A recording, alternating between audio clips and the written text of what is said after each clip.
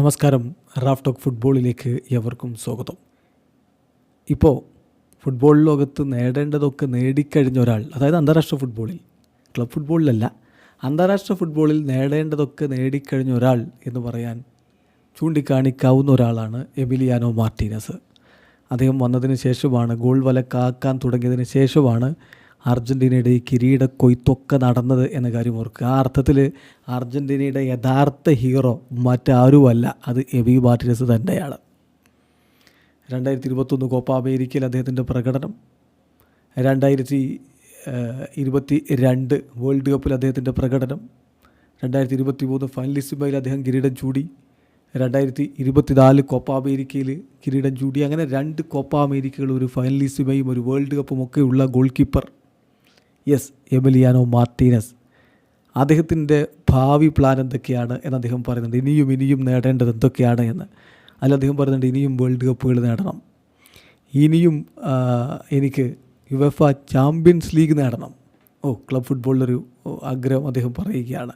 അപ്പോൾ ഇങ്ങനെയൊക്കെ തൻ്റെ കാര്യങ്ങൾ പറയുന്ന അദ്ദേഹം യൂറോപ്പിലേക്ക് പോകുന്നതിന് മുമ്പ് താൻ കളിച്ചിരുന്ന ക്ലബ്ബ് ഇൻഡിപെൻഡൻ്റ്, ആ ക്ലബിനായിട്ട് അവസാനം വീണ്ടും കളിക്കണം എന്നുള്ള ഒരു ആഗ്രഹം കൂടി പങ്കുവെക്കുന്നുണ്ട്.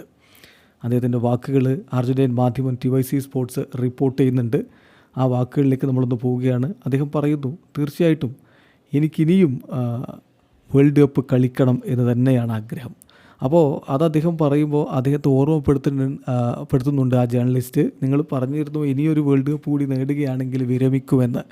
അതിനെക്കുറിച്ച് എന്ത് പറയുന്നു? അപ്പോൾ അദ്ദേഹത്തിൻ്റെ മറുപടി, അടുത്ത വേൾഡ് കപ്പ് നമ്മൾ നേടുകയാണെങ്കിൽ ഞാൻ വിരമിക്കും. ആ പറഞ്ഞ വാക്കിലൊരു മാറ്റവുമില്ല. കാരണം തുടർച്ചയായി 2 വേൾഡ് കപ്പൊക്കെ നമ്മൾ നേടിക്കഴിഞ്ഞാൽ നമ്മൾ മറ്റ് യുവതാരങ്ങൾക്ക് വേണ്ടി അവസരം മാറിക്കൊടുക്കുകയല്ലേ വേണ്ടത്. അതുകൊണ്ട് അത് ഞാൻ ചെയ്യും എന്നുകൂടി അദ്ദേഹം പറയുന്നുണ്ട്. ആ പറഞ്ഞ വാക്കിൽ ഉറച്ചു നിൽക്കുന്നു. 2026 വേൾഡ് കപ്പ് അർജൻറ്റീന നേടിയാൽ എമി മാർട്ടിനസ് വിരമിക്കുമെന്നാണ് അദ്ദേഹം ആ പറയുന്നതിനർത്ഥം.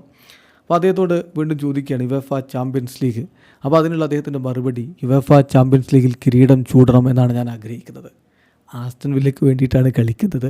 അടുത്ത കളി PSG-ക്കെതിരെയുമാണ്. അപ്പോഴാണ് അദ്ദേഹം പറയുന്നത് UCL കിരീടം ചൂടണമെന്ന്. അപ്പോൾ അദ്ദേഹം പറയുകയാണ്, PSG-ക്കെതിരെയുള്ള കളിയെക്കുറിച്ച് അദ്ദേഹം പറയുകയാണ്, വളരെ എക്സൈറ്റിംഗ് ആയിട്ടുള്ളൊരു ക്വാർട്ടർ ഫൈനൽ മത്സരമായിരിക്കും അത്.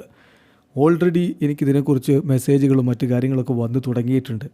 ഞങ്ങളുടെ ഹോമിൽ വളരെ ടഫ് ടീമാണ്, പക്ഷേ എവയിൽ പോകുമ്പോൾ ഞങ്ങൾ സ്ട്രഗിൾ ചെയ്യുന്നുമുണ്ട്.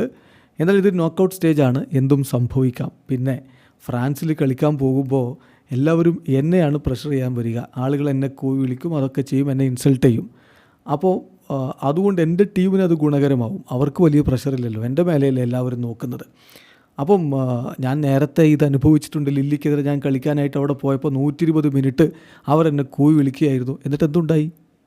സോ ഇറ്റ്സ് നോർമൽ, അതെനിക്കൊരു പ്രശ്നമല്ല എന്നാണ് ഇപ്പോൾ അദ്ദേഹം പറയുന്നത്. അതോടൊപ്പം തന്നെ തൻ്റെ ആദ്യകാല ക്ലബ്ബായ അർജൻറ്റീൻ ക്ലബ്ബ് ഇൻഡിപെൻഡൻ്റയിലേക്ക് ഭാവിയിൽ മടങ്ങി വരണം എന്നുള്ള ആഗ്രഹം കൂടി എമി മാർട്ടിനസ് പങ്കുവെക്കുന്നു. വീഡിയോ അവസാനിക്കുന്നു. ഫുട്ബോൾ ലോകത്ത് കൂടുതൽ വിശേഷങ്ങളുമായി റാഫ് ടോക്സ് വീഡിയോ എത്താം.